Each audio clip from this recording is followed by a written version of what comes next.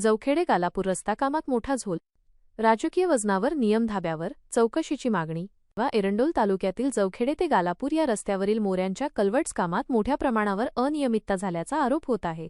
या प्रकरणी निपाणे येथील सामाजिक कार्यकर्ते किशोर शिवाजी महाले यांनी आक्रमक पवित्रा घेत सखोल चौकशीची मागणी केली असून दोषींवर फौजदारी गुन्हे दाखल करण्याची मागणी निवेदनाद्वारे केली आहे. नियमानुसार रस्त्याचे डांबरीकरण करण्यापूर्वी मोऱ्यांचे काम होणे आवश्यक असते. मात्र या ठिकाणी चित्र उलटे दिसत आहे. उलट प्रक्रिया. 2 वर्षांपूर्वीच या रस्त्याचे कच्चे डांबरीकरण पूर्ण झाले होते.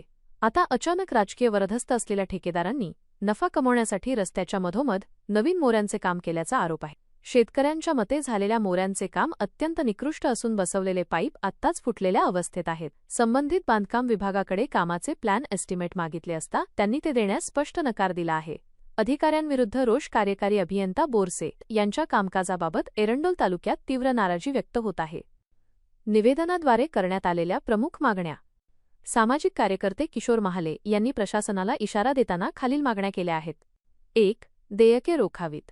चौकशी पूर्ण होईपर्यंत संबंधित ठेकेदाराचे कोणतेही बिल अदा करू नये.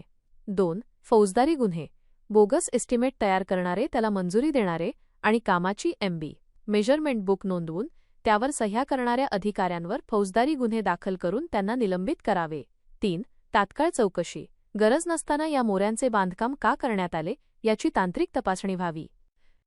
रस्त्याचे काम पूर्ण झाल्यावर मोऱ्या बांधणे हा केवळ शासकीय निधीचा अपव्यय नसून जनतेच्या डोळ्यात धूळफेक आहे. या भ्रष्टाचाराची चौकशी न झाल्यास होणाऱ्या परिणामांना प्रशासन जबाबदार राहील. किशोर शिवाजी महाले, सामाजिक कार्यकर्ते, निपाणे. या प्रकरणाची प्रत माहितीसाठी आणि कार्यवाहीसाठी खालील विभागांकडे रवाना करण्यात आली आहे. मुख्य कार्यकारी अधिकारी, जिल्हा परिषद जळगाव. सार्वजनिक बांधकाम मंत्री, महाराष्ट्र राज्य. कार्यकारी अभियंता, जीप. बांधकाम विभाग, जळगाव.